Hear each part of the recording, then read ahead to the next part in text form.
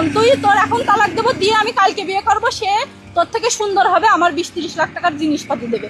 তখন আমি বুঝলাম যে আসলে আরেক জায়গায় লিঙ্ক হয়েছে বা কন্ট্যাক্ট হয়েছে, আমার ও ছেড়ে দেওয়ার কথা বলেছে, তাই আমি এই কথাগুলো বলছি, আমিও ছাড়বো না। অবশেষে আলম হাসান ও মুক্তার সংসার জীবন সমাপ্তি হলো। মাত্র 7 দিনের মাথায় সংসার ভেঙে গেল আলম হাসানের। কক্সবাজার হানিমুন থেকে এসেই ডিভোর্স দিল মুক্তা। মুক্তা সবার উদ্দেশ্যে বলে, আমি আলম হাসানের সাথে বিয়ের আগে 2 মাস মোবাইলে কথা বলেছি। সে বলতো আমি নামাজ পড়ি, কোনো মিথ্যা কথা বলি না। আসলে সে একটা মিথ্যাবাদী। তা আমি আসলে ও কি আমার খাওয়াইলো, বুঝেছেন? খাওয়ার পরে আমি উলমাদ পাগল হয়ে গেলাম। ও আমার বিয়ের দিন মানে আমাদের তো রাত্রে বিয়ে হইলো, সন্ধ্যার দিকে নিয়ে অর্ধেক রাস্তা পর্যন্ত নিয়ে আবার গালাগালি দিয়ে আমার অটোয় উঠাই দিল, দিয়ে আবার হাত ধরে টেনে নিয়ে গেছিল, নিয়ে যেয়ে তারপর ওর মা বাপ সবার ডেকে নিয়ে এসে তারপরে বিয়ে করছিল। আমি আসলে সজ্ঞানে বিয়ে করিনি, এখন আমার মাঝে ওর মাথা বিষ পড়াই রেখেছে। আমাকে বিয়ের আগে সে বিভিন্ন বিষয়ে প্রলোভন দেখাতো। আলম হাসান বিয়ের ঠিক কিছু সময় আগে আমাকে কিছু একটা খাওয়ায় জোর করে বিয়ে করেছে। আমার বিয়ের 2 দিন পর আমার সেন্স ফিরে আসে।